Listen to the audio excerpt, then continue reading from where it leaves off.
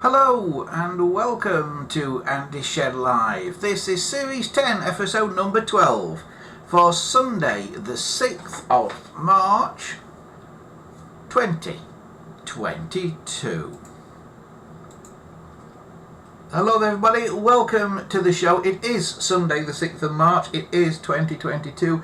Hello there and how are you? I hope you're having a good day or week or whatever it's been since I last saw you all. I'm just going through what we've got, who's in the chat and that. Gambo's here, Christopher's here, Wesley's here, Miguet's here, Dominic's here, yeah, Christopher's here, yeah, loads and loads of people all in the chat there on YouTube, which you can see down the side of the screen there, so you don't have to look at the actual YouTube chat box if you don't want to, although it is a little bit delayed on the side of the screen here. You will probably notice I've got my phone plugged in and propped up here, so I can see what's going on in the chat myself. So if you hear a clunk in a minute, it's because it's fallen on the floor. Christopher says he sent some photos. They've not got here yet then, Christopher, I don't think. Gambo says, before I go, have you passed on your details to Andy, or has he passed mine to you? No, nobody's passed anything further to me yet, so yeah, get passing people, and I will put you two in touch if I possibly can. Right.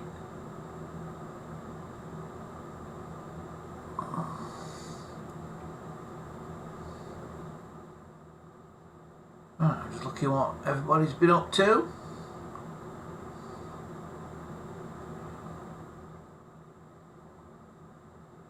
Camo says he's working the dreaded Sunday back shift. So might not see anything till after 9 tonight. Well, it'll be here for you, Gambo. It'll be online after 9 tonight. If you do want to watch it after the event, though, I always recommend people leave it a couple of days so I can edit some of the adverts out of it, because YouTube automatically puts adverts in it in the sort of rerun after the event, and it takes me a while to get rid of some of them because they put far too many in. YouTube are greedy, basically, and they put far too many adverts in. I don't think there should be more than one set of adverts every quarter of an hour, but YouTube puts them in about every 3 minutes, so I go and clip most of them out again. So leave it till about Tuesday or Wednesday when I've pruned the adverts, and you'll have a much better viewing experience. I promise you. Right. So what have we got on the show tonight? Well, we've got all sorts of things on tonight, all sorts of things that I'm up to. Remember, I was mending trim phone handsets last week, was it? Week before? Can't remember now. Well, more have come. Here's one that I'm in the process of doing. Here's another that I'm in the process of doing. And here's just a few more when those two are done. So all those bags are all full of broken trim phone handsets that I'm doing as a commercial project for a phone dealer, because basically trim phone handsets break quite easily. I'm going to show you what the broken one. The classic break is, this is what happens. This is the absolutely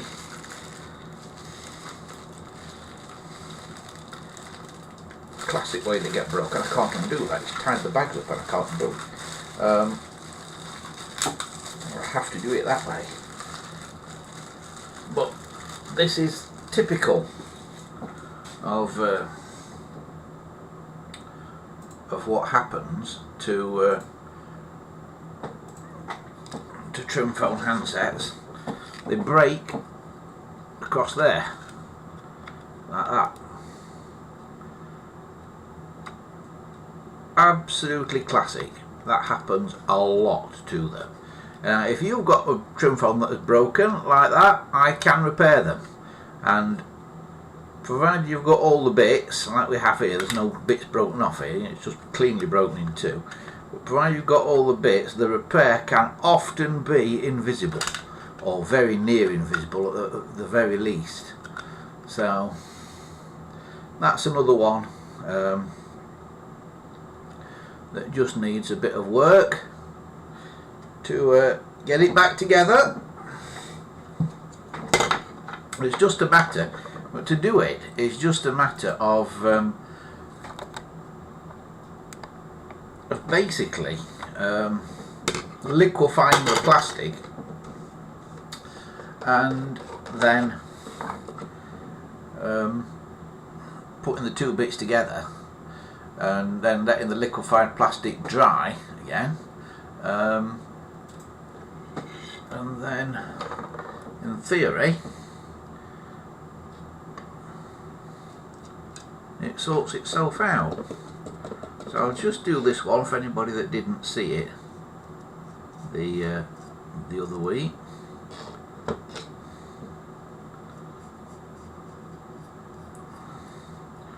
So what we're doing is just putting the thinner, which is basically acetone, onto here to liquefy the plastic, and a bit onto this end as well.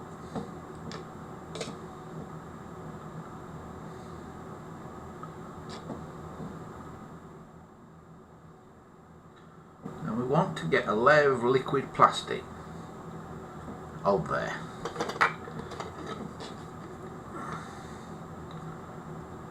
Basically.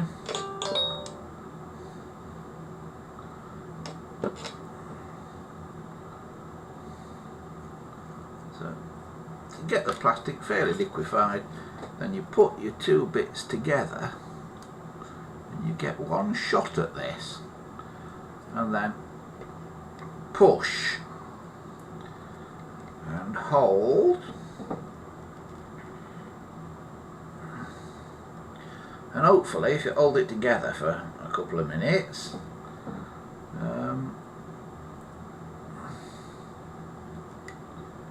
it will all nicely stick back together the way it was always meant to be. So you just have to hold it for a second or two.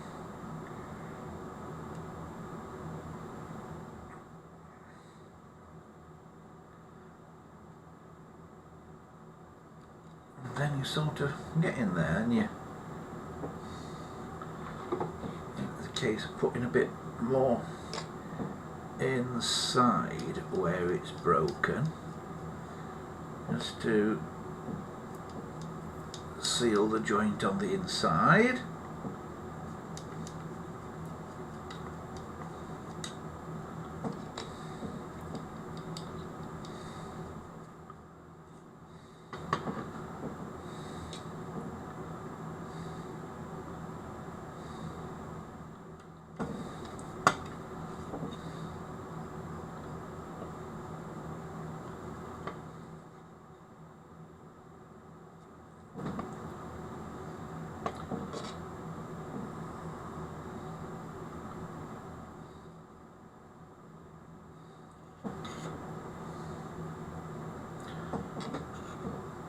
And also a bit on the outside too.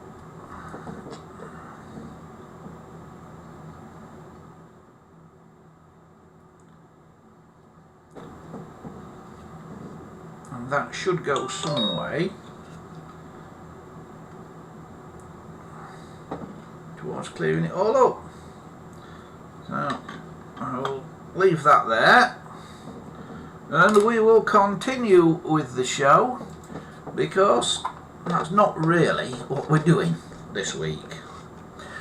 Of course, if you want to get in touch with us here at the show or anything, remember you can do via our website, which is here, andyshed.callpress.net.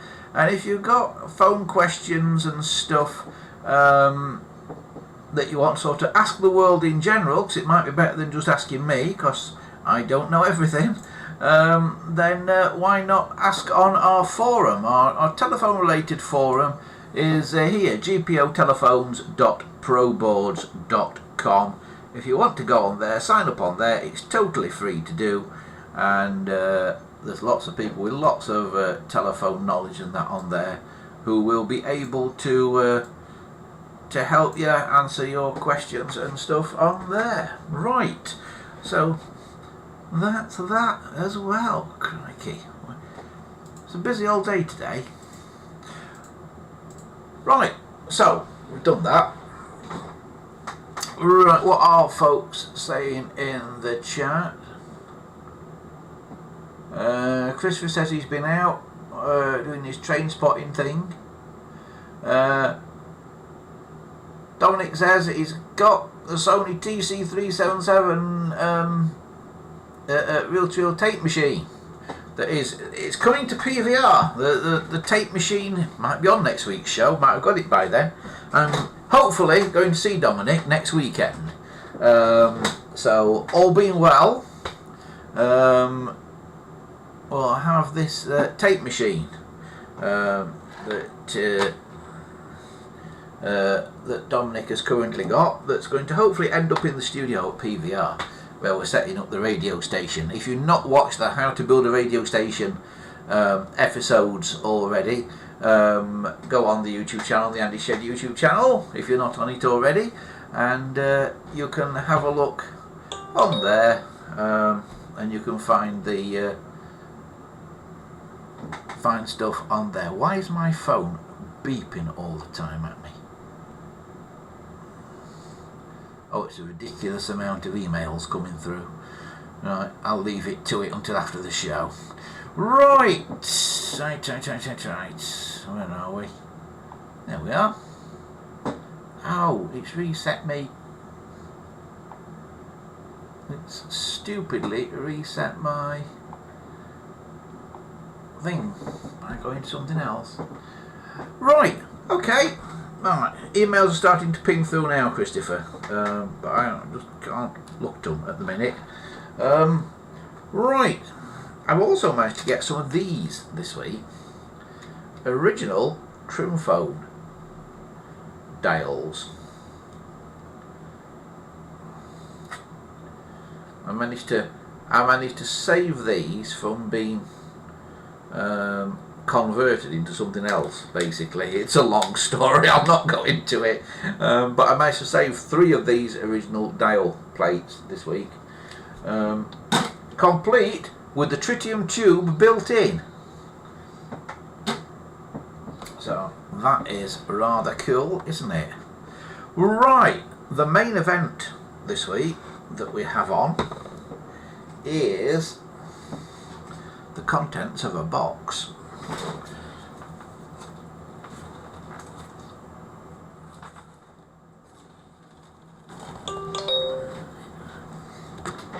New box.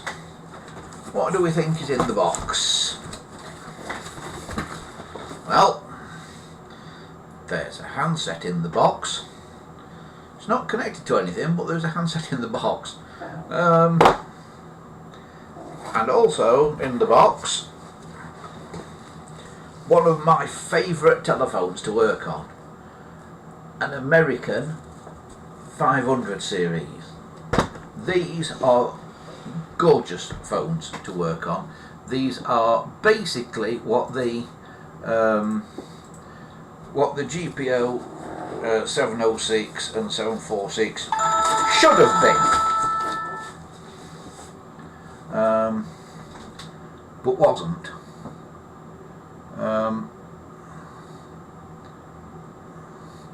So these are what it should have been, but unfortunately it wasn't. And anybody who's ever tried to take a case on or off of a 746 or a 706 will know the sort of hassle you get trying to do it. With one of these, it's dead easy.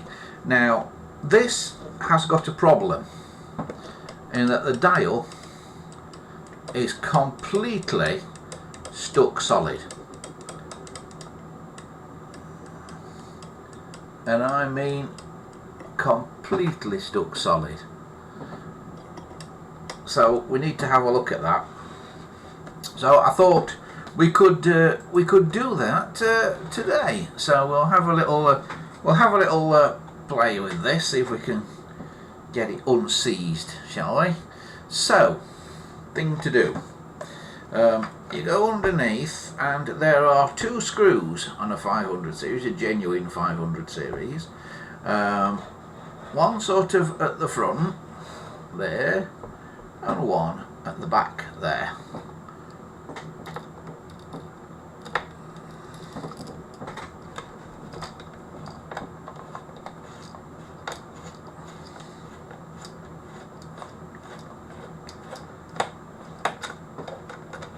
These should normally be retained when you've undone them.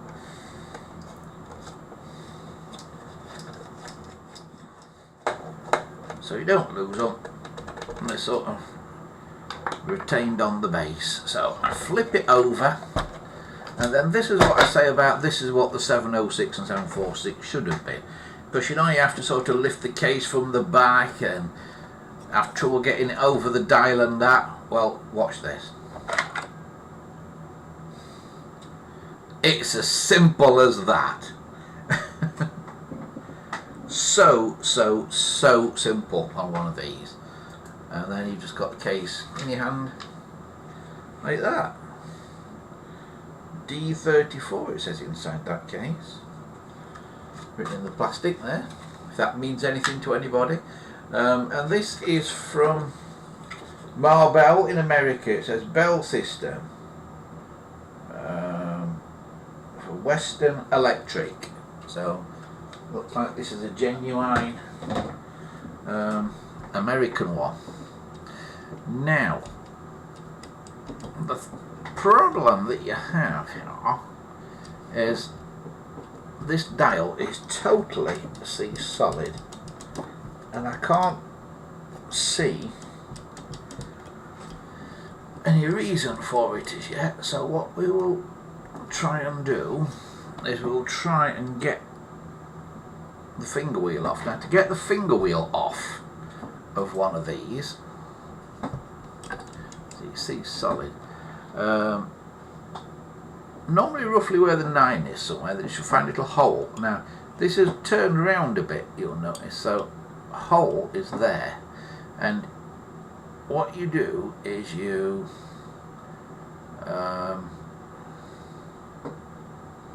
would normally turn it and do that, but there's something not quite right here, but I think I've managed to get this off.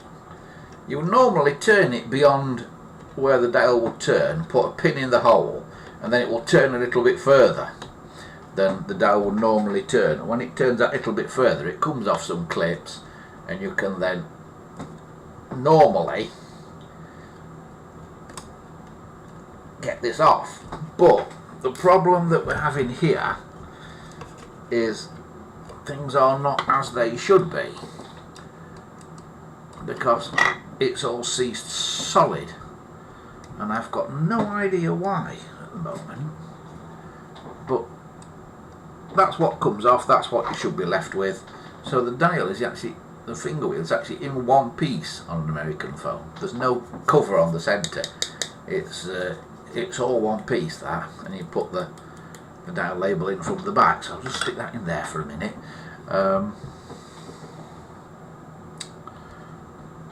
Right, so I think my best bet now is going to be to take the dial off the mount so I can look what's happening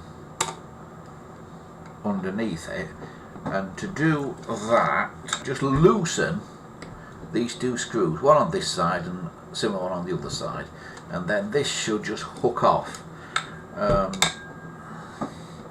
Can I do it with this screwdriver? Do I need a bigger one? Oh no, I can do it with this one. I can at that side anyway. Let's have a look at the other side as well.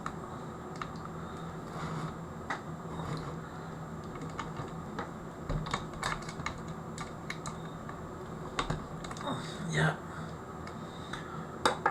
So that's on the hook now. And just go sort of downwards with that. And then it unhooks. And as it unhooks, that falls out. That was on the inside of there like that. I don't really know what that was supposed to be doing. So now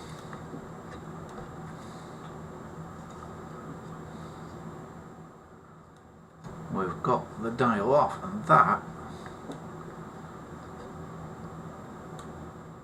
looks different to how they sometimes look to me.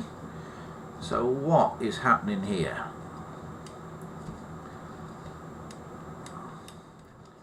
Everything is absolutely seized solid here, and I mean solid. So I think what we'll do first, I think we'll take the contacts off here.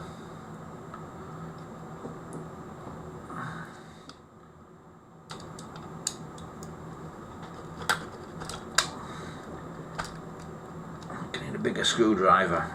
With me 1 second while I find a bigger screwdriver.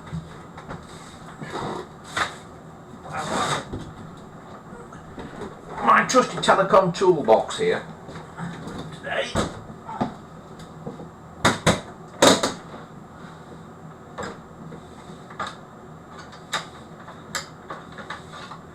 With one of my restored gel handle screwdrivers in it. I restored these, I restored the handles on these a while back. I ought to make a video about what I did, because everybody's got these and the handles are all scratched up, haven't they? But I restored these, and what I did was quite amazing, actually. It's not something you would think of, but I'll do a video about it. So will that fit in there? Yes. That turns it much easier. Having the right size screwdriver. So that will now hopefully come out. So now I can put the main part of the phone away while we look at the dial. So I can put that on the floor. Anywhere else to put it, and I'll move the handset out of the way as well. And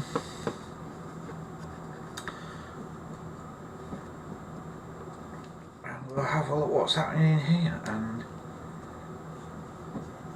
I think it's just seized up because it's filthy, basically. Now the problem with these is they are riveted together. They're a bit like a clock mechanism if you look at it, but if you're thinking these are little screw heads, you are unfortunately wrong. They're not. They're sort of things that have gone through and then been bashed over. But how do we remove the metal bit from the plastic bit? Because there must be a way of doing that.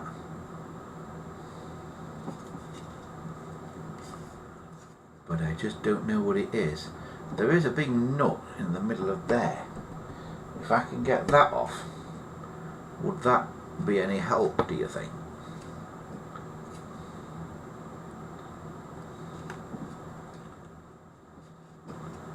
Or would that release a spring that I don't really want to release unless I absolutely have to?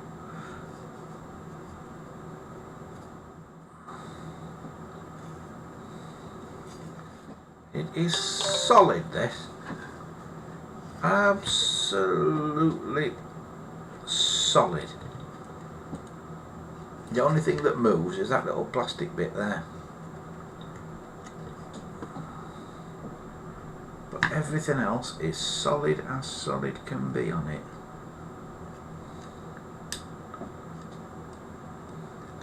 That because there wants to move, but it can't. course.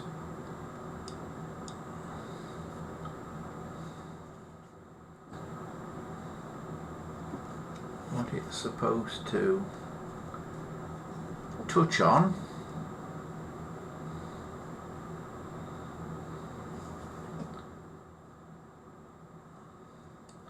I can't get in there that it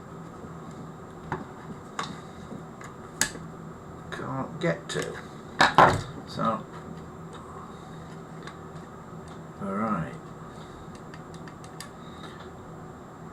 So now I'm at the stage where I can't dismantle it any further because there's no more screws to take out. The only thing there is left that I can take out, that I can see,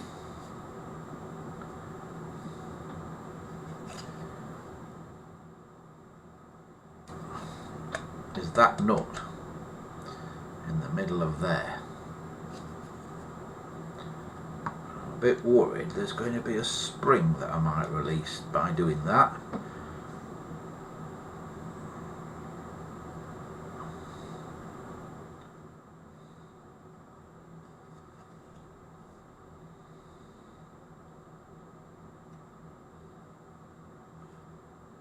Right, let's have a little look if I can get a hold of that nut. Well, it just, I can get that on it and it just,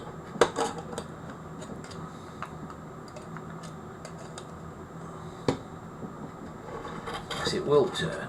Right, okay. So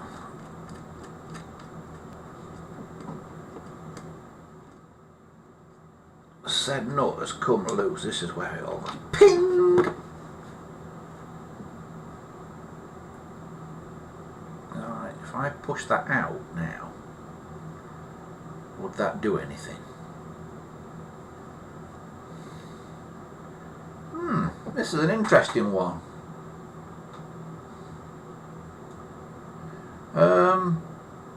Just while I'm looking here.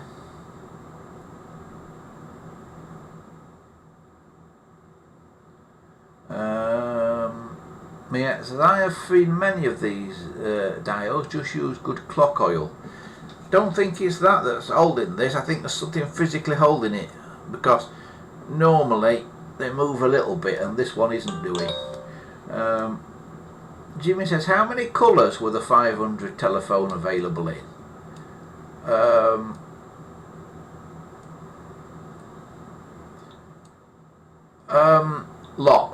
Lots and lots of colours. Yeah, at least 20 or 30, maybe more, because they weren't just available in colours, they were available in different shades of colours. So like pale blue and dark blue and all kinds of stuff like that going on. So yeah, lots of colours. Right, I can take the finger stop off.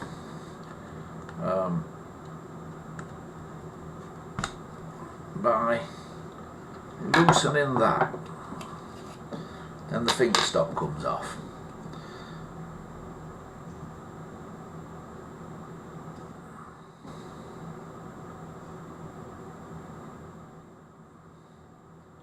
So now, in theory, as far as I can see, this white bit, it's moulded because it's got white letters on green.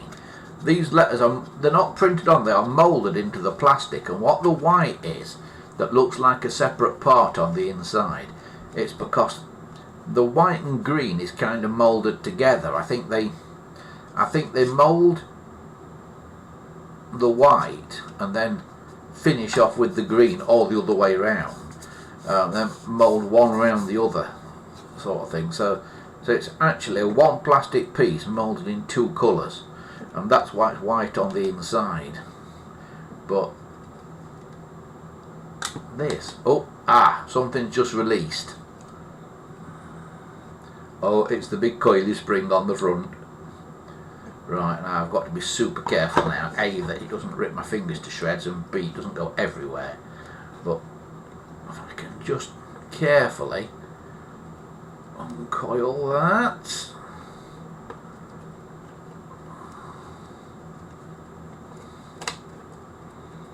There we go. So now we can lift that off, hopefully.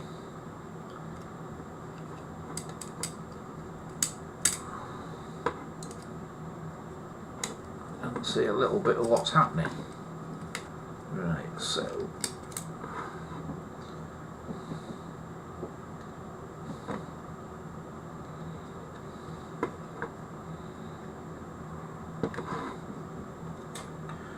coily spring, right.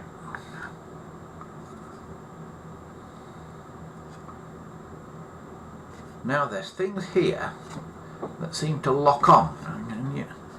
Right. Can you see these things now? These things, they seem to lock on to that piece. So if I rotate that, that should hopefully unlock. And I think that should allow me, yeah, it's going very slightly.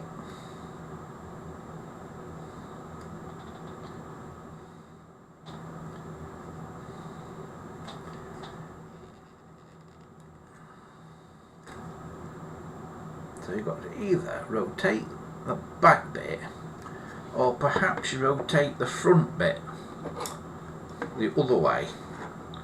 Perhaps you rotate this ring. Ah, you rotate the ring the other way, that's it. Right, okay. So now this should fall off now, I would have thought.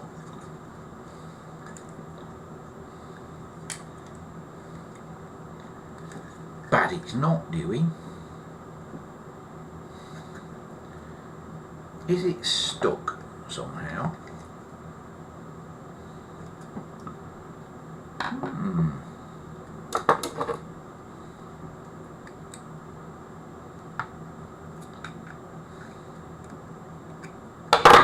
The good news is though,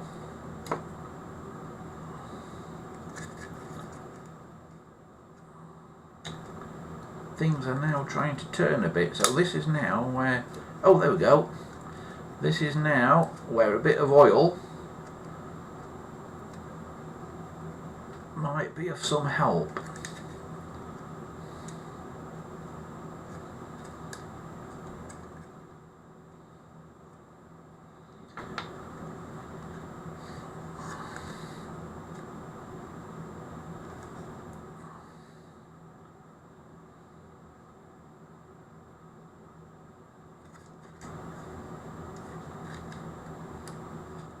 Still can't get the whole mechanism out of there though. That's weird, isn't it?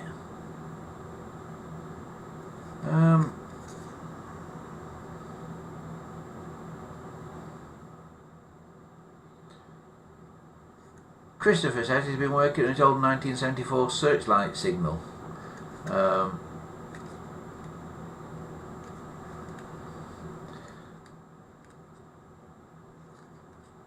You know what I said about these phones being great, better than 746 and that, I kind of take it back. Right, I'm just looking now. I think the problem here is things are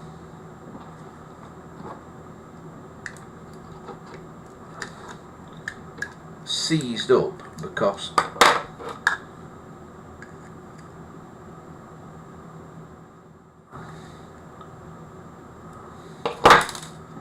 the dial looks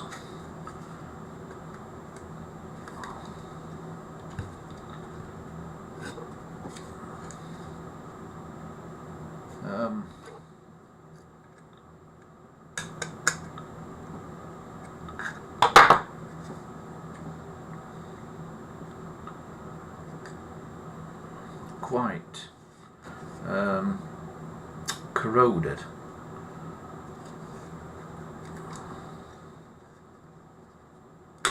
Ah, that's it, we're out. Right. It's not really told me much though, has it?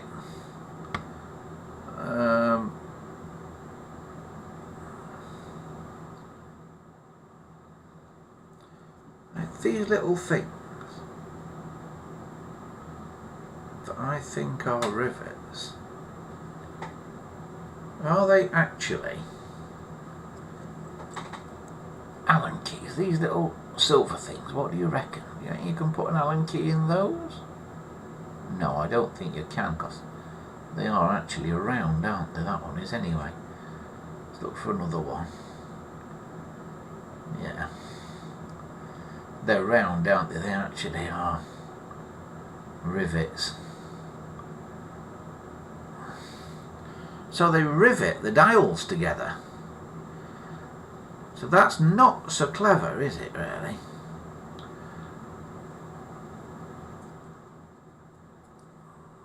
Now, I did have this one moving.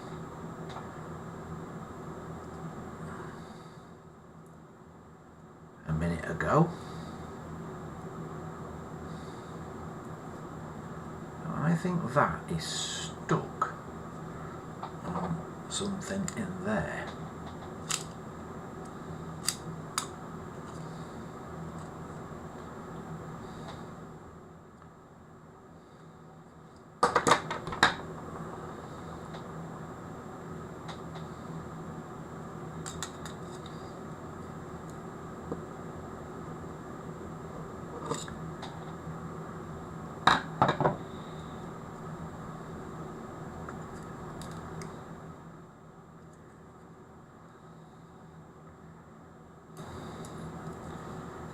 Right, maybe a bit of oil time and just leave it. Oh, I'm going out of focus. What's happened there? It may be time for a bit of oil on this and just leave it, because it's so corroded in here, you see. All this green verdigris.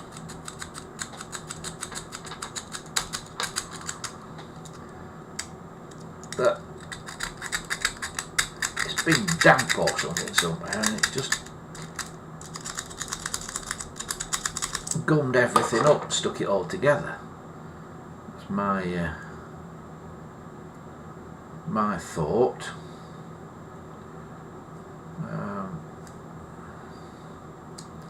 Oh, we're moving again.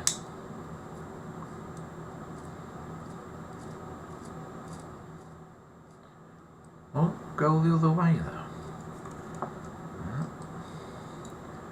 It will only rotate one way.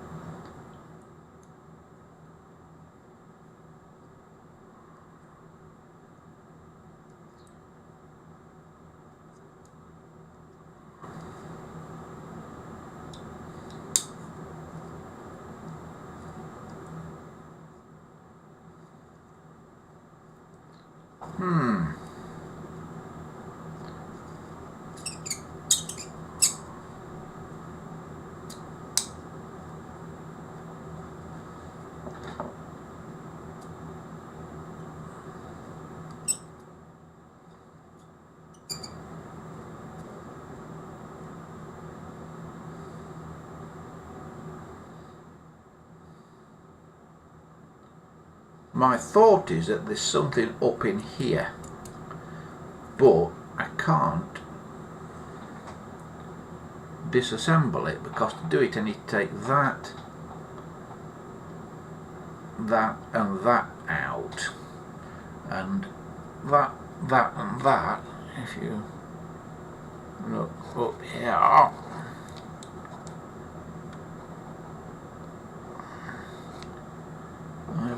believe.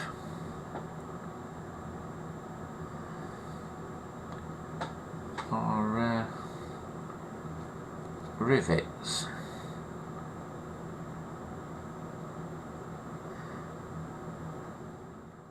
They are not something.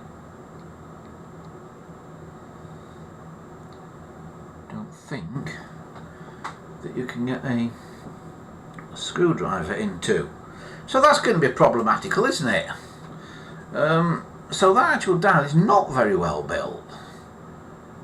But I don't suppose I ever thought anybody would take them apart again. I mean, it's got a date on it of 471. And other bits of the phone have got 1959 on them, I think, or 69. So this dial is obviously a later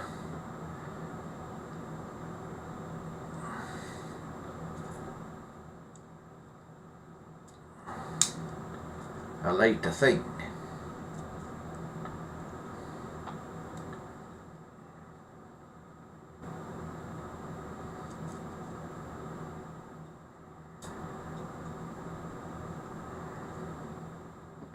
So what?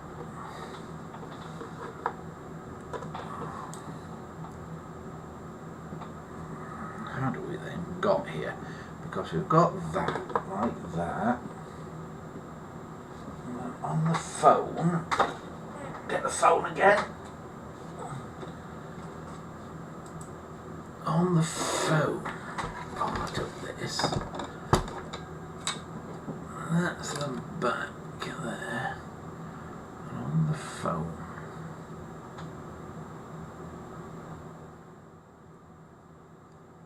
bit of this,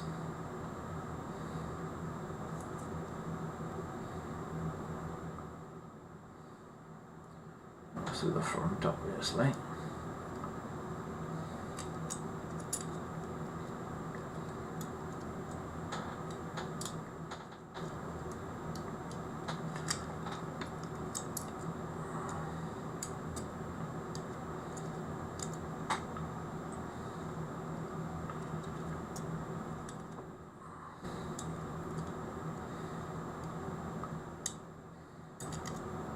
That went on there, and then that peg on that fitted in that hole there.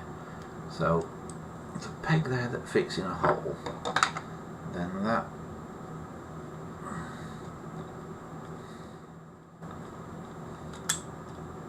went down, if I can get it to do it, into there, and that was wrapped around there, that wire like that, to make a sort of poor man's strain relief.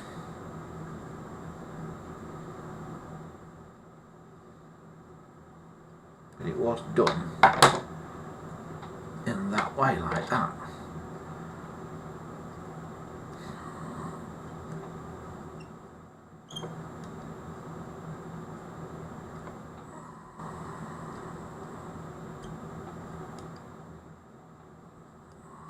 So that's going on that way. So that is like as you would be dialing, but it's not coming back at all, because there's something probably in the clutch mechanism that is in here that is not playing ball.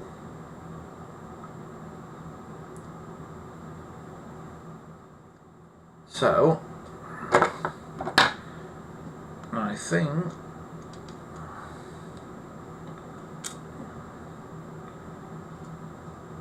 we might have to go and spray some penetrating oil or something on it.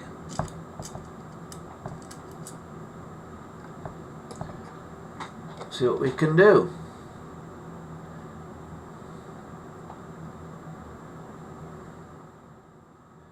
Miguel says they're made not to repair, but oil helps, and slowly work the cogs to and fro, and that should work. Right, we'll try it.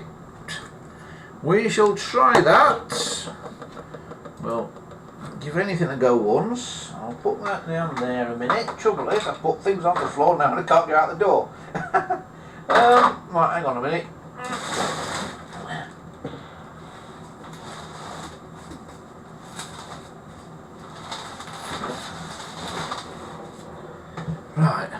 I will be back in one moment. Just got to go and find some oil.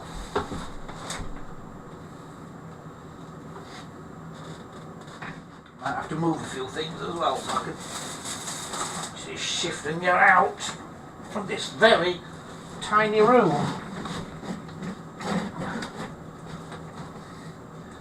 I'll put them down there a minute. Right, back in a mo.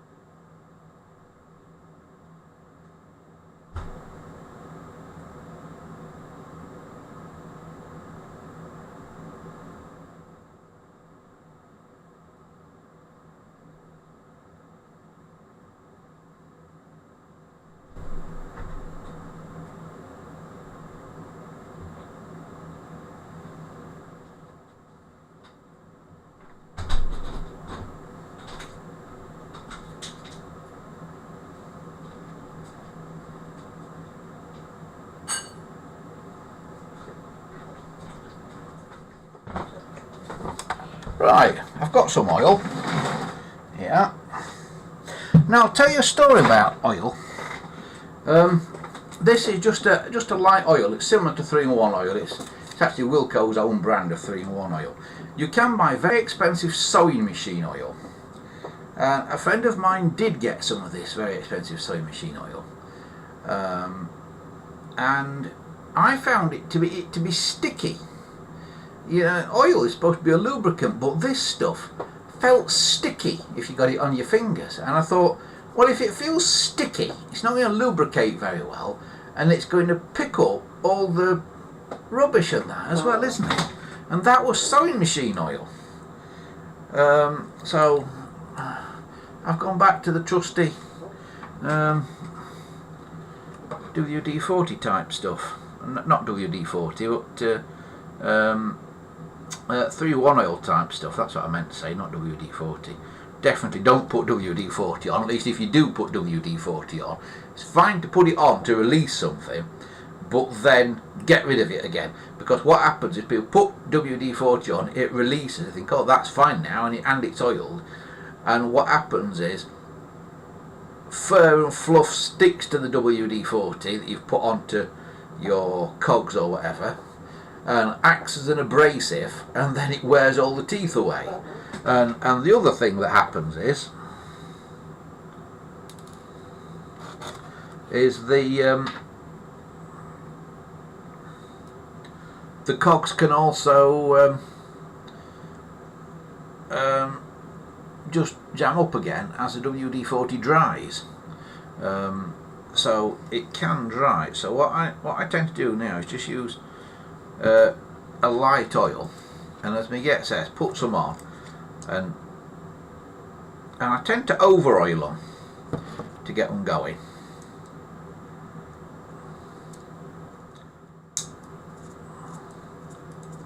And that has made it spin more that way, but it's not one. Still, it is not wanting to go back at all.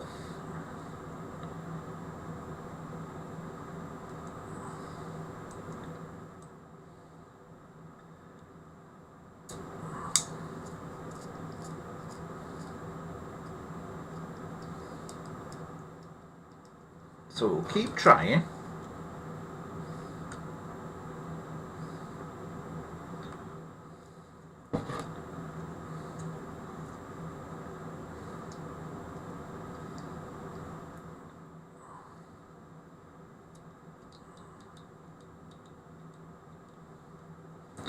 But I think something is physically stuck on this.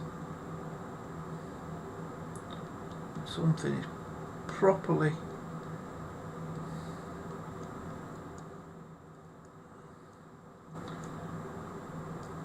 physically jamming this up from returning.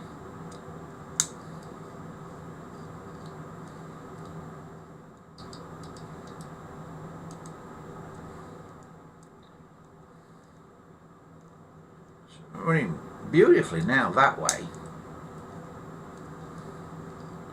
And that click you hear is when it goes past a stop, because there's a little copper stop. Well, it looks like copper. It might not be actually, but there's a little stop here on this that goes up against this plastic thing,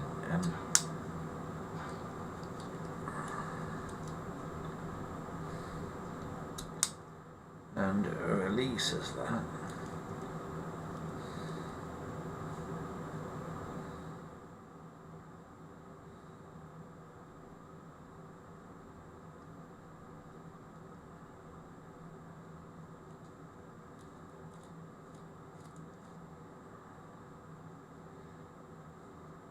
In fact, the plastic thing, I think I can probably take it off for now. I think it only clips on there. But if I try and unclip it, I might break it, so perhaps I will leave it on. I don't know, let's have a look. Oh no, I can unclip it. I have unclipped it.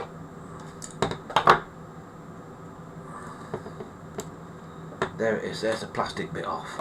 So now this should rotate easily, and that is as if you are dialing a number. See, it's going that way. I can even do it from the front, but it won't come back for the dial to run back to do the pulsing and things. It just will not do it, and it's something to do with this mechanism here that I can't get apart on this particular example. I have had similar dials, not exactly the same, but similar ones where this clutch thing has seized up before.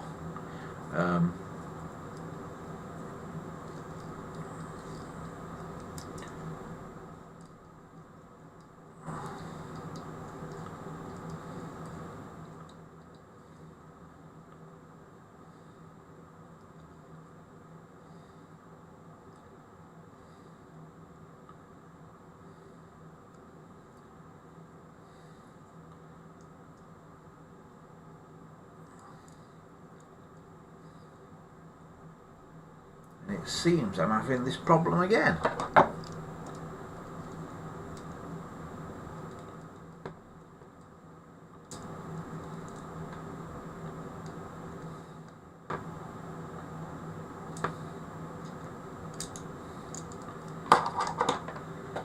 I think I might have to leave this for a week, just soaking and see what happens.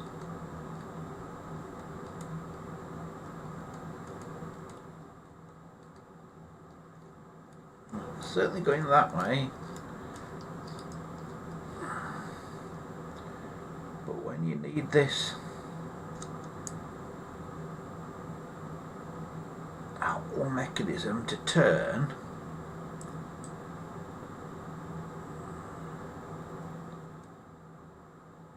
when you need this clutch thing to turn, it's not playing the game.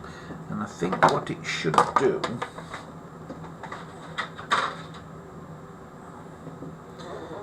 I think there's like governors in here that should move inwards and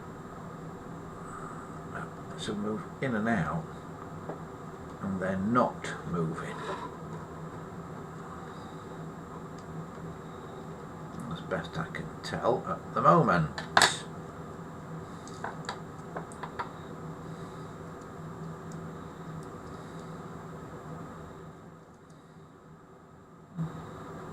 So that way, but it won't go back. Can I grab that, work it a bit?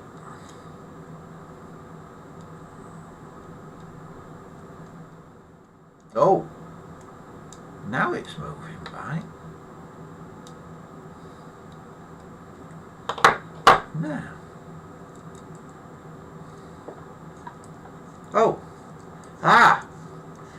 think we've had a breakthrough. It's now going the other way. So the oil has done something, as me get quite rightly suggested.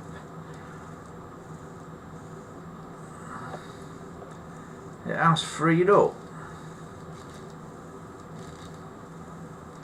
And you can feel, when you're going that way, you can feel you're going against the governors, which are in here and are flying outwards.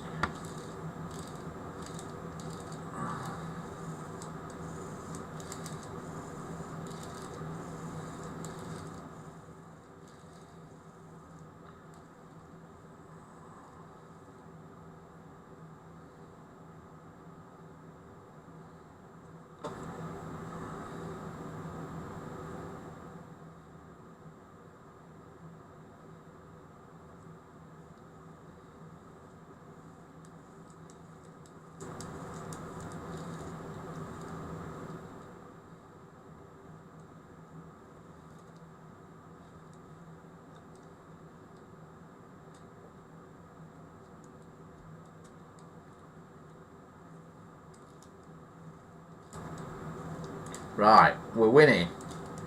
Now that's doing what it should be doing. So that is like turning the dial, dialing a number, and that's it, release it. Dial, release.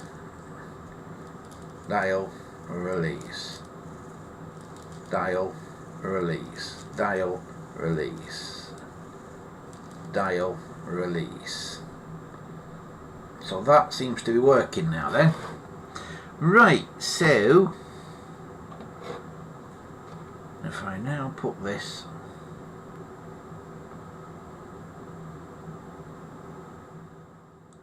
orange thing back on,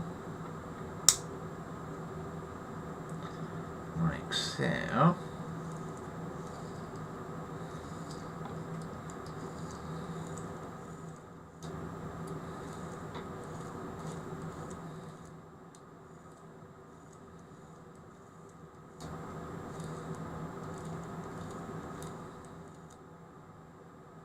Alright.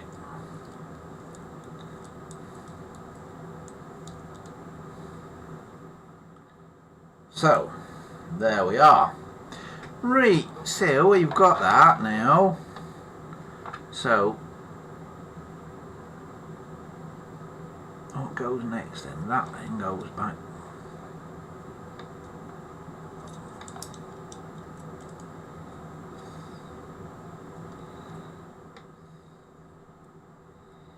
There somehow, like that.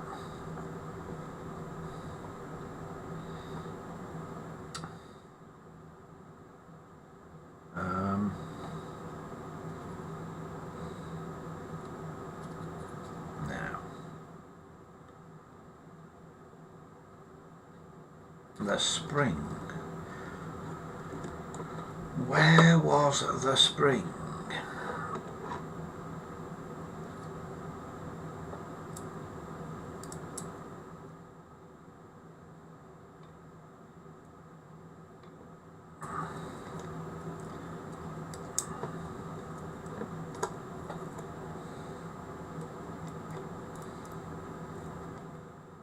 Now the spring sort of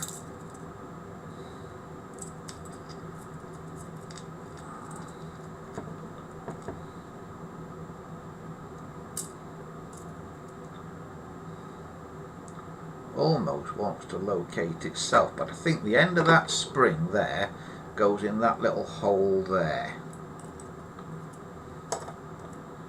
Not that that bears much resemblance to where it was when I got it, but I think that's the idea.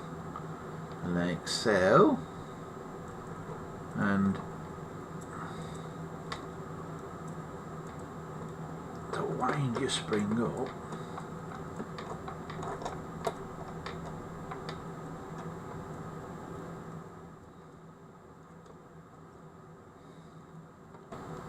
I think you do that.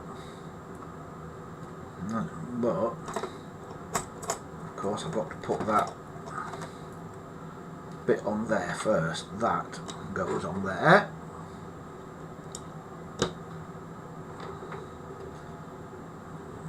Like there. The end of this spring then locates in that hole there.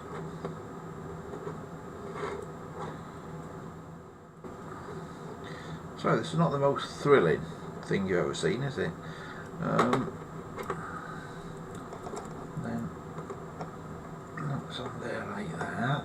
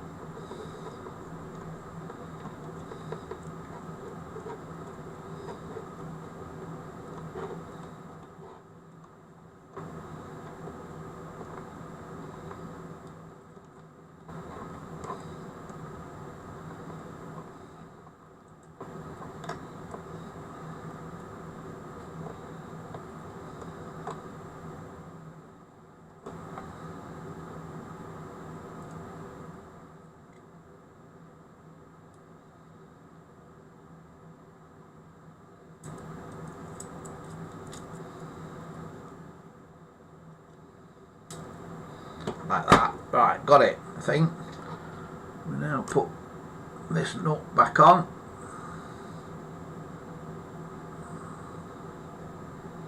It's in a very awkward place to get at, which is why I'm using the needle nose pliers to do it.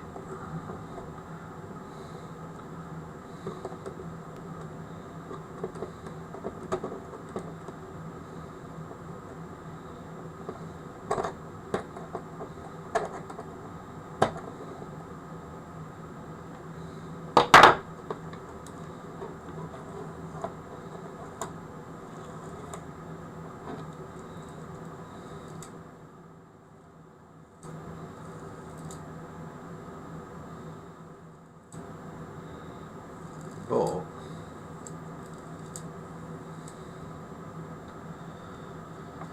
that does not turn as far as it would need to turn. If you notice it, right, look where that is there. It only goes just under half a turn.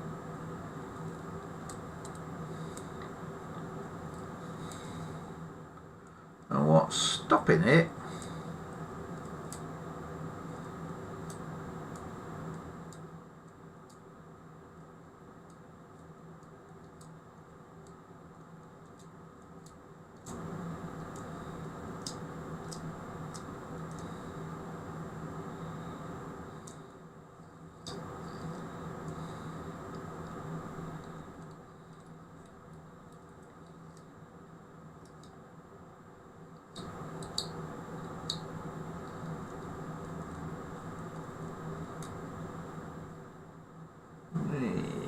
that's more like it now. That is much more like it now. It's turning more now.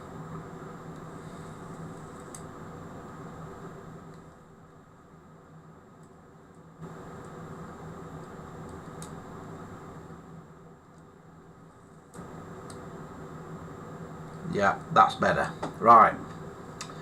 Okay.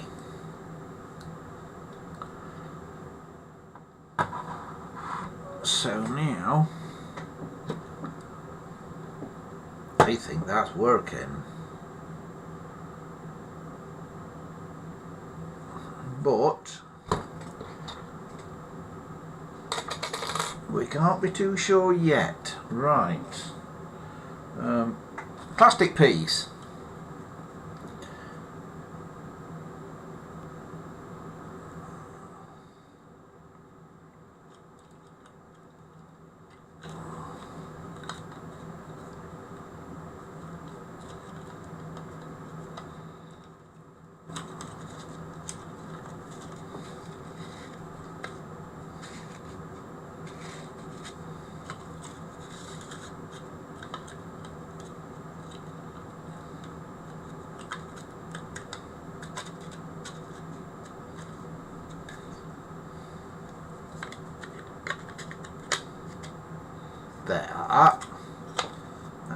like that.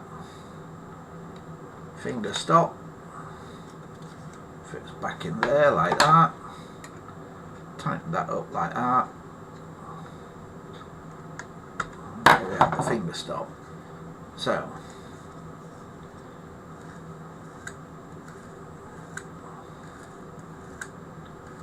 dial now.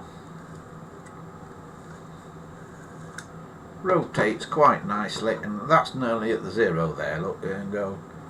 So that's 0. So if I dial that around to the finger stop there, dunk. It does it. Beautiful. Right. So now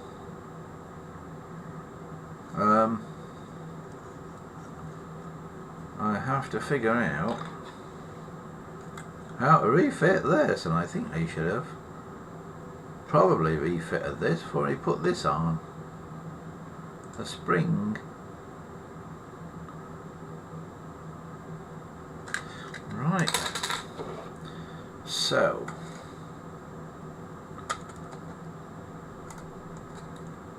I've got to take the spring off again then. Right, okay, I'm learning stuff here.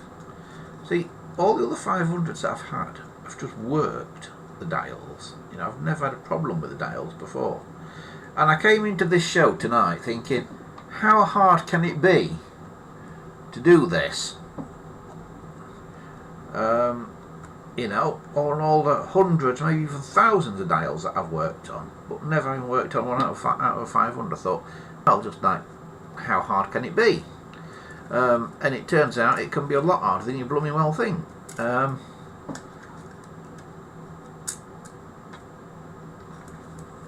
So, yeah.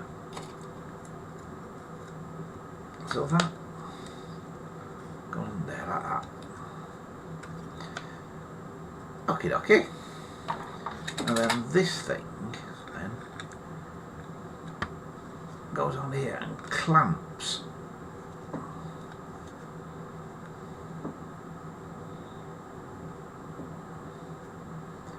those shut. This kind of rotates around like that, and now that's locked together, you see? Right.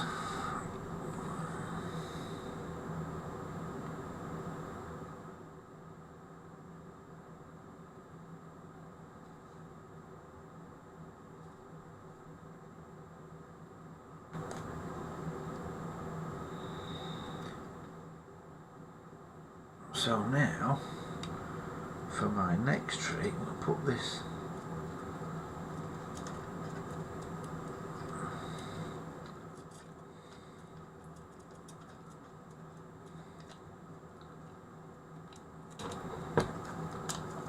spring back where it needs to be.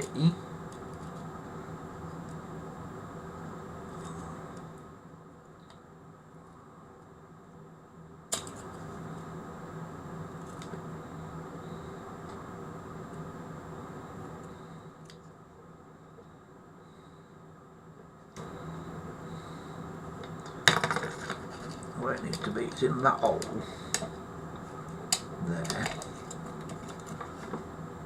Oh, this is going to be a pig now. See, when you wind it up, obviously the spring gets smaller, the diameter of it, so you should then be able to just put it in there.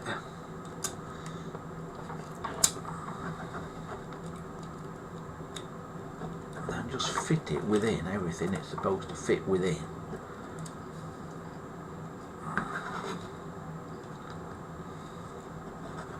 Like that.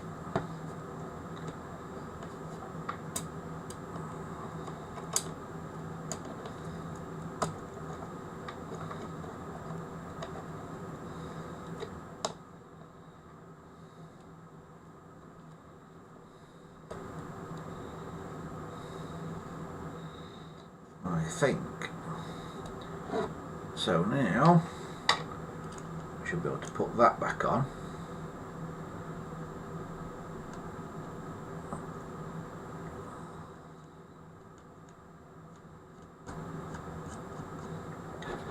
We're getting there. We are getting there.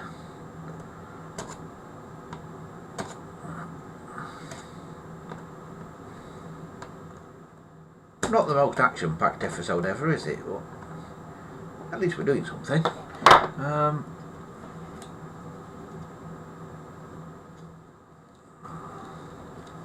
I've got the thing where it only goes halfway again.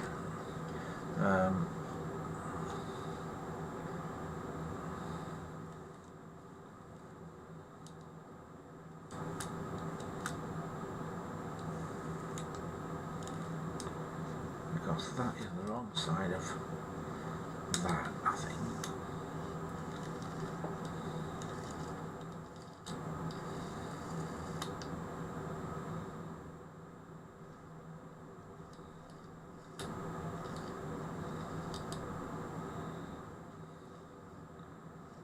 That should come that out there. Right, okay. So, I think the dial is working again now. So, what we'll do now is get the rest of the phone again.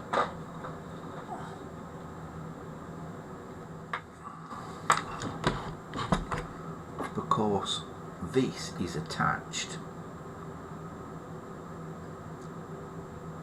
to it. And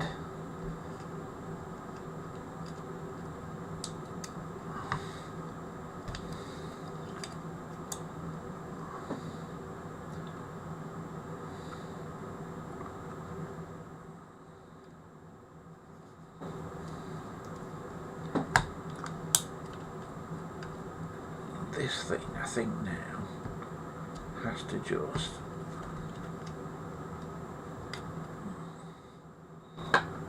fit into here.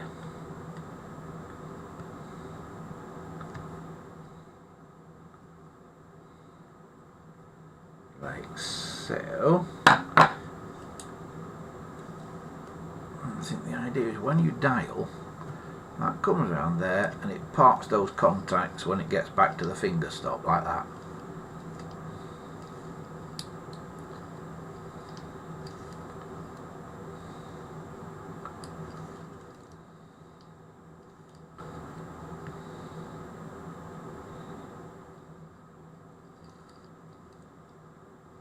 But it's not wound up enough because it's not wanting to do it, it's not wanting to part them still. So I think I need to wind the dial up some more. So I think I need to take that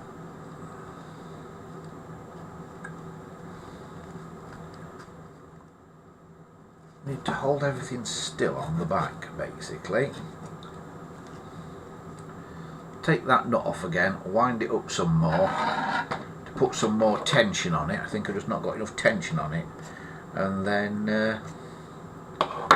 might not even have to take that off all the way. I might be able to just loosen that, lift this a bit, and just sort of go around a revolution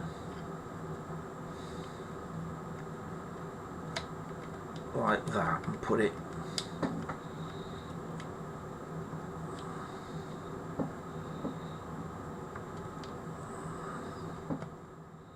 back perhaps after a revolution.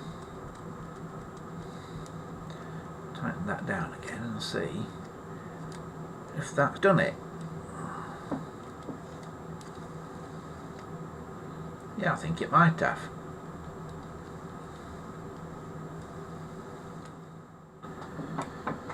So,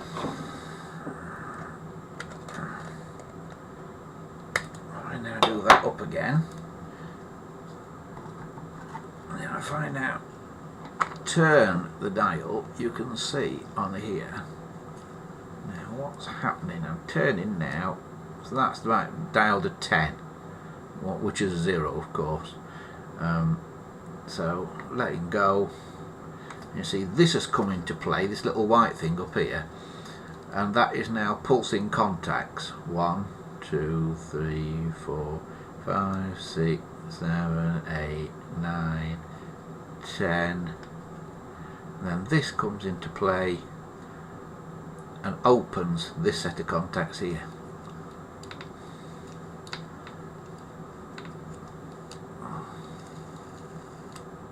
Like that. So I think that is now working. Right. Very different to a British dial, very different kind of design to a British dial, that. Right, I am going to get up. Oh, I've got a bit of paper towel here. Excellent. I can just clean things up a bit now with the old paper towel.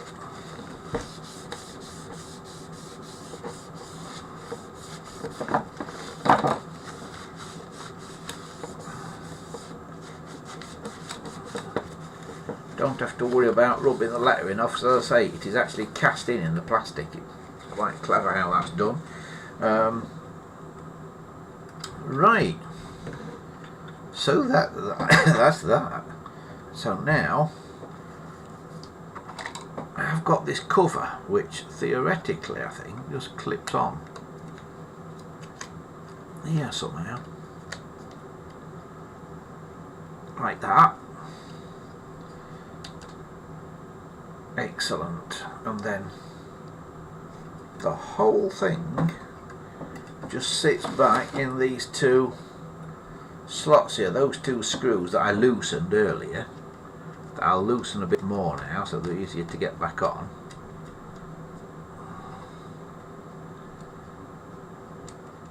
Sit back in those two slots there. And for some reason this was in there as well, and I've got no idea what that's for, but that was sat behind there like that. That thing was sat there like that. So I have no idea why, but I'll put it back because it was there before, so I'll put it back.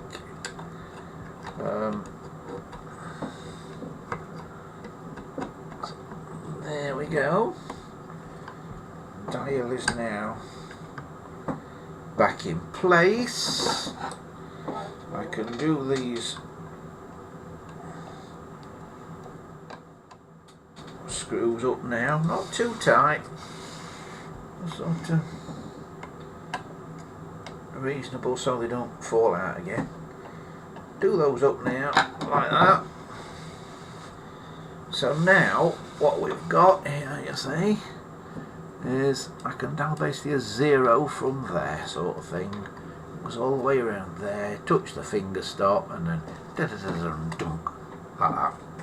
So now, that seems to be working again. So, I should be able to put this finger wheel back on, and the way to do this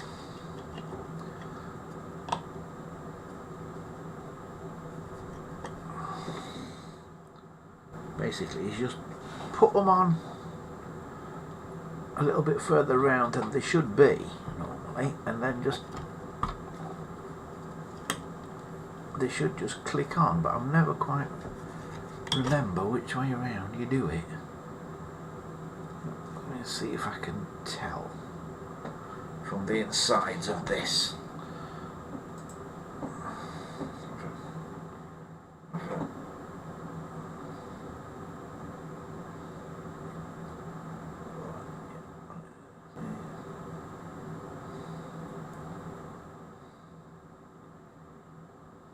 Up there, and then into a slot there. So it right.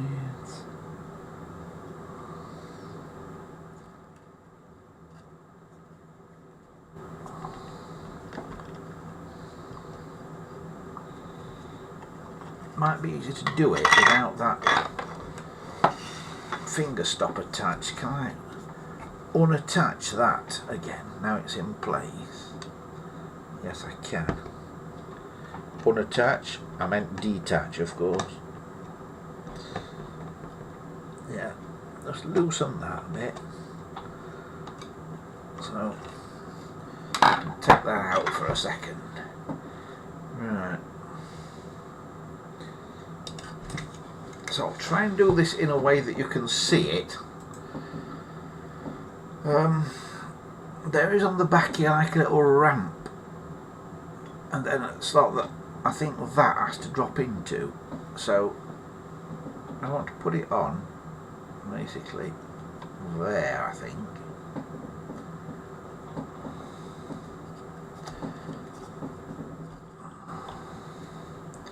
You have to get it on flat and then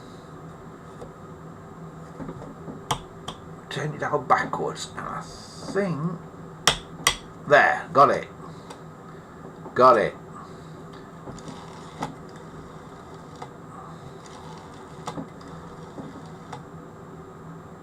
And what you do to get it off again is turn your dial all the way, and of course I've got to take it off again because cards fell out, hasn't it? But what you do to get it off again, turn your dial all the way,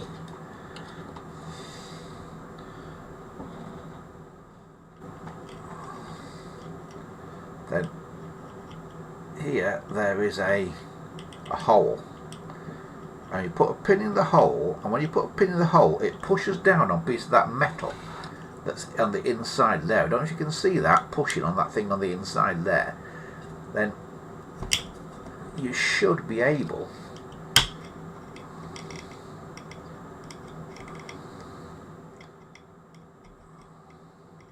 to turn like that, then you can let it go and you jiggle it about a bit and you've released it. Okay, so when you want to put it back, you put it back, that's where it wants to sit, of course, when it's released. You put it back sort of a number out, start turning it backwards, it'll sit flush, and then there, and it's clicked on.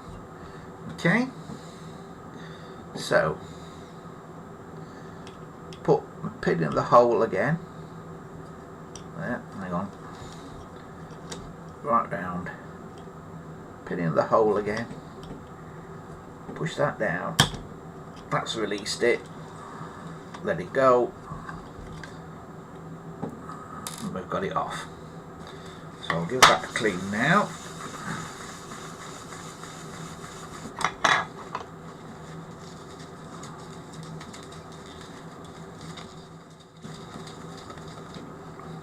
Now, where did the number go? So it's going to sit like that.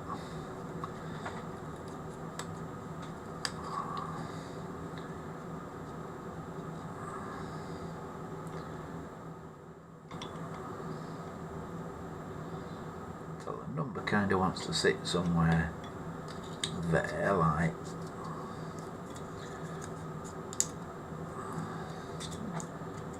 Not exactly like that. Near enough, I suppose. So put it back there like that. Let it all go flat.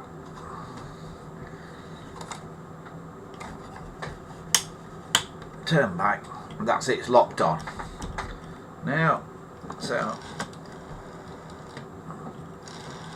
1001. And it's running about the right speed as well.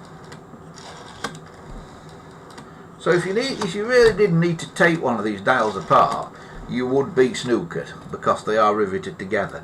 But luckily, this is the first one that I've ever need to do anything major on, and I've got quite a few of these 500 series. So I've never taken one apart. You see, I thought this was going to be easy. Wrong. But that's done now. Finger stop goes back in. There, like that. I'm just showing me putting that back in. So it goes in there, and it over that screw down there. We tighten that up so it goes under that screw actually, like that. Finger stop is now tightened up, and there we have it. I'm tipping things up now on the desk. Crikey. Not doing very well today. That's running nice and quiet as well. Now the question is, of course, is it pulsing properly? I think it is.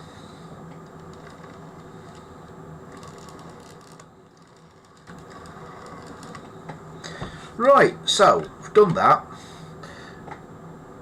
Now this phone has been converted to modular, which means it's got modular, these little plastic sockets on it. That one is broken. There are broken bits on that, and they very often are broken. Modular sockets are not very good on these phones. The one on the side is better. There's no broken bits on the one on the side. On there, look. And of course there's one for the handset and one for the line cord, so you can, one clever thing about these phones is that you can change the cords on them. You couldn't originally. They didn't have these modular things originally. They were hardwired, a bit like British ones, but this one has been converted to what they call modular. Right, I need now the top cover. Where did I put the top cover? Oh, it's in this box behind me, isn't it? Right. So the thing is now, I've got to line those modular sockets on the case, because those modular things, those modular socket things, can move about on the case. They can slide around because they're not really designed with it, sort of thing. You've got to slide them around now so they fit. One fits in that hole, and one fits in that hole on the side. So when you put this back on, it's got to fit around those modular sockets, sort of thing, like that.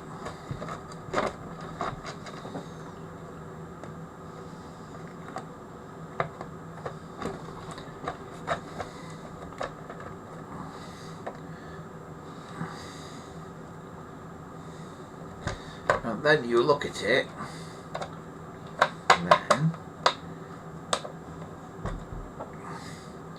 and that's when you realise, looking at it like that, that you've fitted this at the wrong angle. Yeah, so we need to tip that back a bit. So take that off again.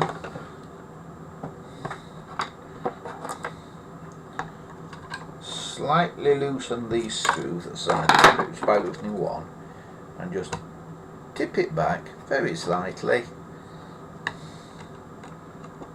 and do it up again. Then try again. So again,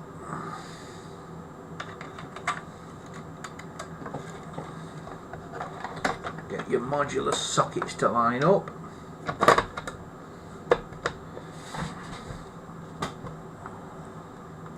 If you can. And I think everything's lined up better that time.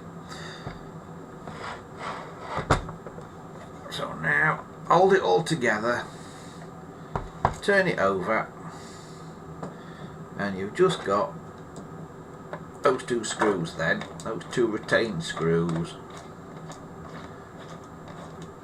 It should wind back in relatively easily.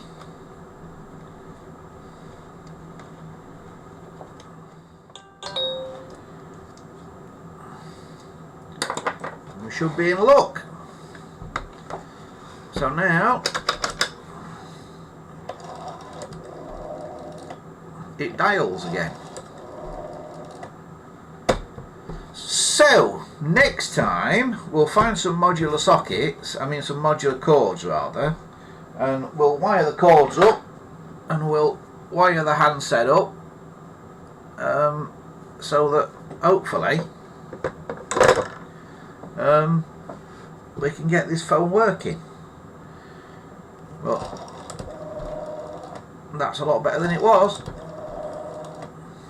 Lovely and quiet as well, man.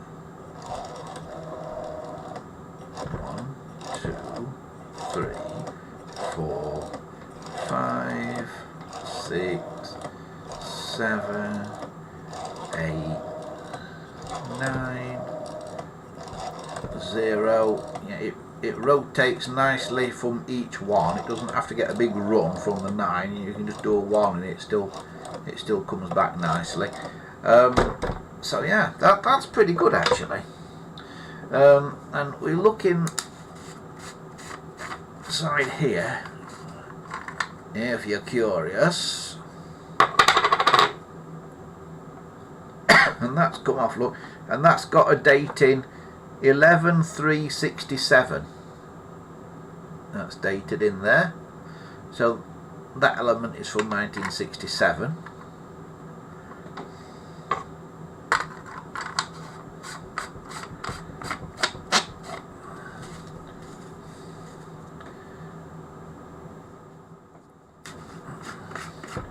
What's in this end? They're wired in this end.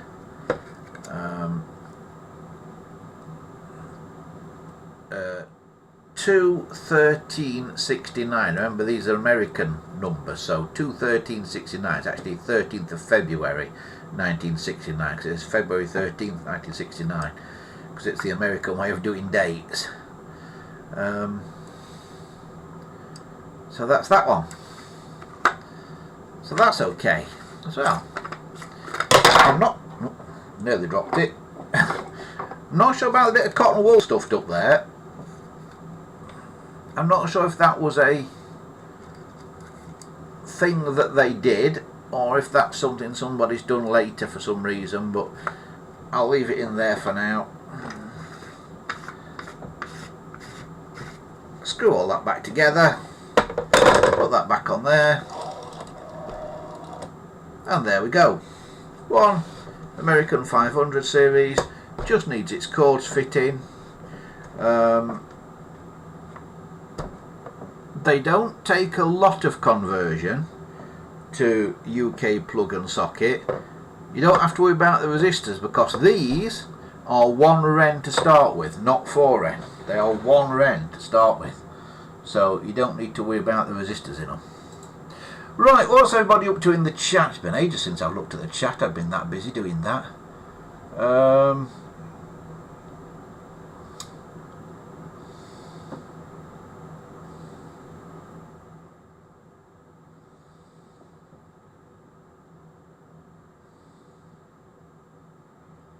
Miguel says, I know the US dials are totally different to our trigger dial, but are well made and are very complicated and do need a bit of TLC. I don't think it's complicated. I wouldn't agree with you that it's complicated. If anything, it's simpler than our dials are. There's less moving parts in it and things. Certainly simpler, easier to redo the spring than in our ones. Our dial 21s and that, they're a pig to do the spring in. But if you did need to change any of the parts in that dial, any of the little cogs or anything got stripped teeth, in our dial 12s and 21s and back to dial 10s and stuff, you can do it. You can take them apart and do it. In those, you can't do it. They really are a throwaway item, unless you very carefully took those rivets out. But then would you have enough metal left? If you drill the rivets out, would you have enough metal left to put the rivets back again? And oh dear, I don't know. So I'm glad I've not had to take it apart, let's put it that way.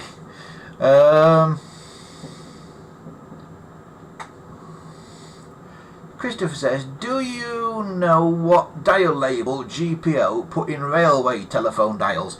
They didn't, Christopher. GPO had nothing to do with the phones on the railways. It will be the railway companies put the labels in, or possibly whoever supplied the telephone. You've seen labels from people like Ericsson and GEC, their in-house labels. They're probably what they would have sent the as the labels in the phones that they sent to the railways, because the railways were not, as far as I know, done through the GPO. They would have been private system phones. Although they look like GPO phones, they're not. You know, they're like Ericsson and 1900s and things like that.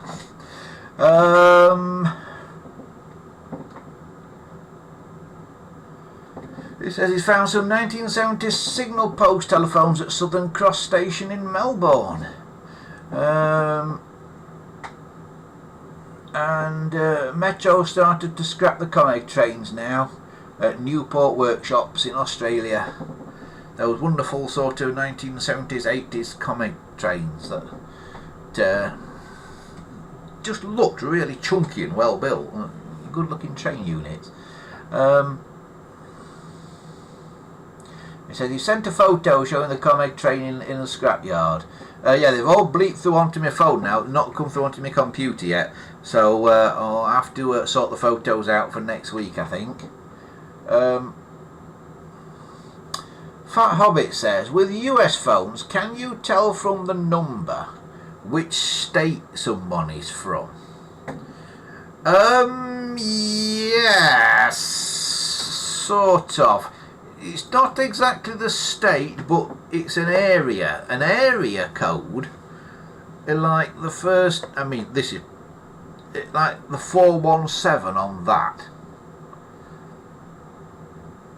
That is your area code, but I don't think it's necessarily a state. I think it's an area. I think it's smaller than a state. So 417, then 865 on this case is the number for that particular exchange, I believe. And then on this case the 1182 is the phone number. So area code, exchange, I believe, what they call the office code, I think, because they call exchanges officers, local officers. So that's your office code, I believe, and then that's your phone number. I think that's right. Anybody in America who can tell us different, please feel free to do so. Wesley says the location of the modular jack indicates the correct way for a handset to sit, left to right. We had the debate on a few occasions about 700s.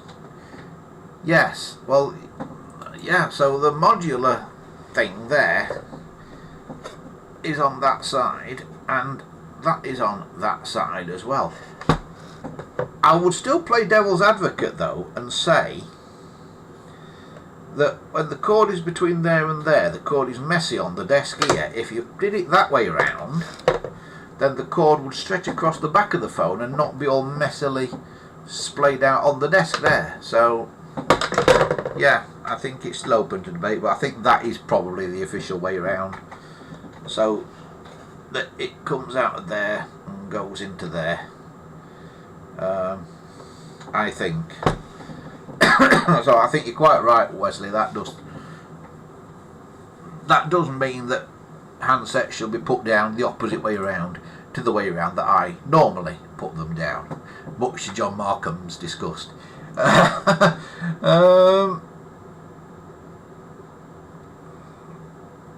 you've done a good job there, Andy. Well done. Thank you very much. We try and please, you know. We try and please. I've never done one of those before,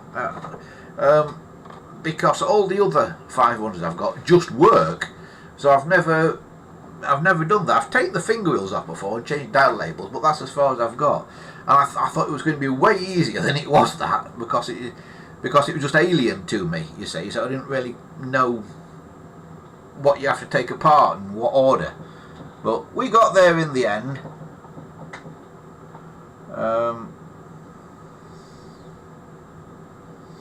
Gambo says he's got finished early. He says, what has he missed? You missed me fighting with this 500 series, Gambo, trying to get the dial unseized. But I have managed to get it unseized. There's a spoiler for you. So it's all working now.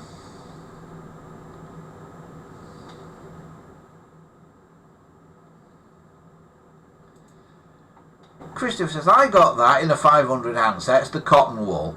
You've got some as well, have you? I think I've seen it before in a handset. So maybe that cotton wool is a proper thing. in a handset on one of these. Maybe they should have a bit of cotton wool stuffed in the handset, because I'm pretty sure I've seen it before as well, Christopher. So if you've got one with it in as well, we'll say it's a proper thing. We'll leave it in. Right. So that, I think, is that. So I'll try and find some cords out for this for next week. Of course, American cords in the UK are not easy to find. Line cord's fine. It's the curly cord with the connectors on the end that's difficult. There is one on the wall here, but it's attached to a phone.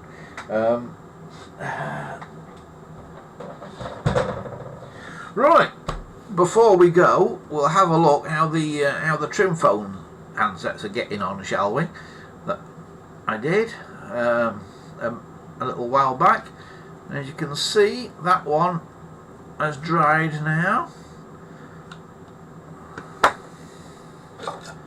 and that one has dried. Looks okay. And this blue one that was totally in two pieces, I mean, we've still got to rub these down, you know, to hide the joint a bit, but that is now back together as well. So I've got a big box full of these to fix, but that's 3 of them done with the old acetone trick. So that's pretty good. Miguel says cotton wool is normal as well. So yeah, but why? Why is there cotton wool in those handsets? What's the point? Or is it something to do with absorbing any dampness in there or something? Was there some chemicals in it that attract moisture or something like that? Or yeah, I don't see what the point was, because it's sort of shoved up the handset. It's not like to stop the elements rattling, because it's not behind them. It's sort of shoved up inside the middle of the handset. Yeah, strange. If anybody knows what the cotton wool is for in a American 500 phone handset, let us know. Talking about letting us know, just a reminder that if you want to get in touch with us, you can go to the website andyshed.coldpress.net, and you'll find a contact us form on there. And if you've got any telephone questions or anything, why not go to the forum? gpotelephones.proboards.com is the place to go there.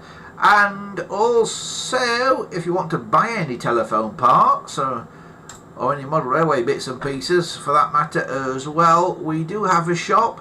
The shop is here. It's at andysemporium.coldpress.net. That's andysemporium.coldpress.net.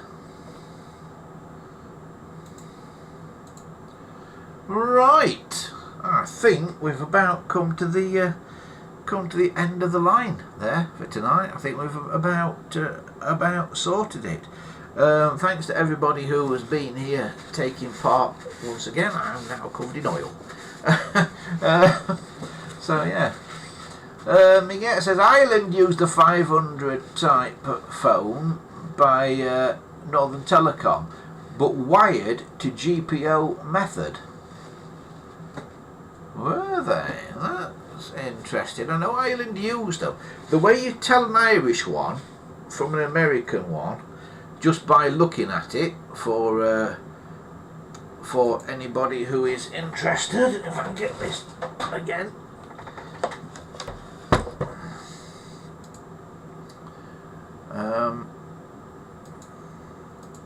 Right, an American one. Look at the number 6 on there, and you'll see it has M and O as letters on the number 6. A British phone does not. A British phone has M and N, I believe, but O is on the 0. A British alphanumeric. I've not got one to hand. I've not got one nearby that I can show you. But trust me, It doesn't have M, N and O there. And the way you tell an Irish 500 from an American one, the Irish ones only have numbers on here as far as I know. They don't have letters. They are just numbers on there. No letters. So if it's got letters on as well as numbers, and particularly if it's got MNO on the number 6, an operator written out on the 0, then chances are it's an American one rather than a Northern Electric Irish one, because Northern Electric had a factory in Ireland, and that's why they used them in Ireland. So that's how you tell the difference. I've got some Irish ones bought in error because I thought they were American ones.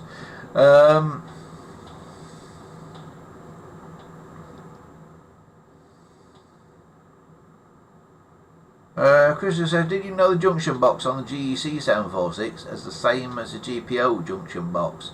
Yeah, they probably will be. Yeah, it's just a standard part like the phone. GEC will make it on for the post office, making the phone and making the junction boxes. So they may come for whoever wanted to buy them, whether it be railways or whoever.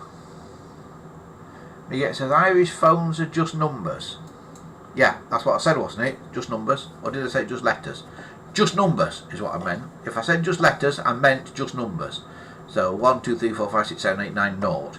No alphanumerics, just numerics. No letters on an Irish one. And I don't know if in Ireland they were. I have a feeling in Ireland they were not available in as many colours as these were in the USA. The USA went crazy with colours.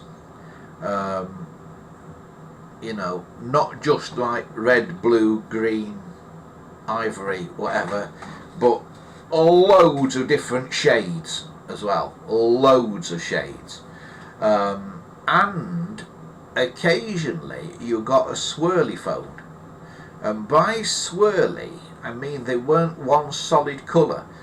They were like a Raspberry Ripple ice cream sort of effect. And what it was when they were changing the colour in use in the plastic moulding machines that were making the plastic parts. You know, put a different colour bag of plastic pellets into the machine. Say you were doing, I don't know, let's say you were doing white ones, and you put a bag of blue plastic pellets in. On that changeover, you might get a case casting come out that was part white and part blue, with it all mixed together. And you see, in this country, that never seems to have happened. I guess they cleaned the machines out between castings, or if they didn't make a swirly one, they just threw it away. But in the States, the swirly ones do seem to exist. I don't know how they escaped out of the factory, but they did. And highly prized by collectors, the swirly 2-colour ones. Highly prized by collectors.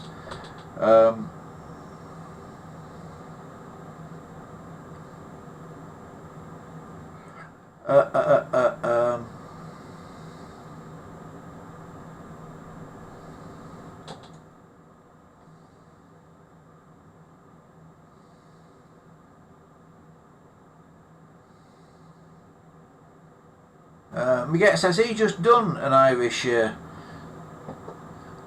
phone today. Check out his YouTube channel, Miguel1. I don't know the address of his YouTube channel. Send me the address of your YouTube channel. I think you've got my email, haven't you? But if not, send it through the contact us form. Send me the address of your YouTube channel so I can actually put it in a caption for people next time, so people can actually see it, because I don't think it allows you to post them in the chat. You do the same as well, please, Chris. Just send me the address. I know you've sent it to me before, but send me the address again. Then I can put a caption up for people to go and have a look for you. Dominic says, The GEC one would probably be plain without GPO. This is the little junction box thing, or with the GEC logo on it. He thinks. Yeah, a lot were plain without the GPO on. Those little junction boxes either had GPO on them, written round. They had Telecom on them. I think it was a Telecom logo. Or some were just plain.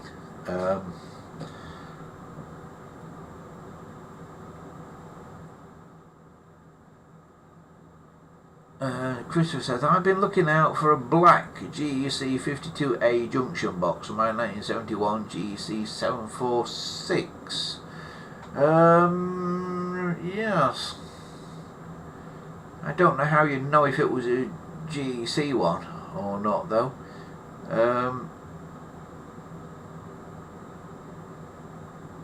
The question is it a GPO one? Because if it's not a GPO one, you probably don't want one that says GPO on it, do you? So, yeah. Yeah, they're actually getting quite expensive, those little junction boxes to buy. You know, there was a time they would took them a ton, those, because everybody took them off when they were changing line cords to put on a new line cord for plug and socket. Of course, those junction boxes went by the wayside. But you can sort of pay £5, £6, £7 for one of those now. You know, one time they were sort of 99p at most.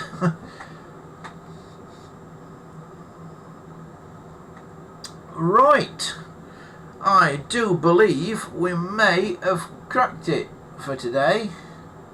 Wesley says BT52As would have been marked GPO, PO Tel or British Telecom.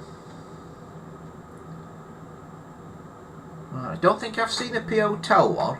I've certainly seen GPO ones, I've certainly seen British Telecom ones. But I don't think I've seen a PO Tel one. Chris says a GEC one has a GEC logo on it. That I've definitely not seen. Yeah, that would be a new one to me. But there's so many variations of things out there. There's well over 200 700 series phones in the loft here now. Well over 200. There may even be over 300. I'm that bad at counting. But if you were to take them all apart, I bet you would not find two examples that were totally the same. You know, with different manufacturers and different bits and things like that. So many variations that it's just mind-boggling.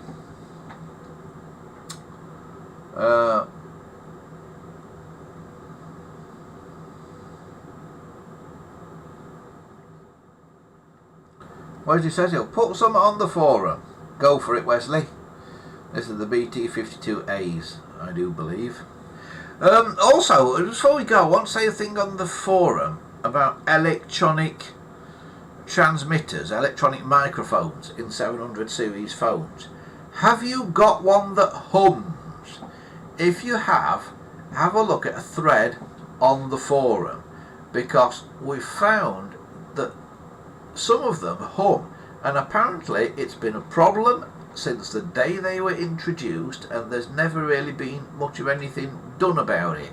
I've looked into this because somebody contacted me this last week asking why it hummed, what the problem was and how it can be cured, and it looks like it probably can't be cured. Yeah, go and have a little look at the forum, gpotelephones.proboards.com, to find out about humming electronic transmitters.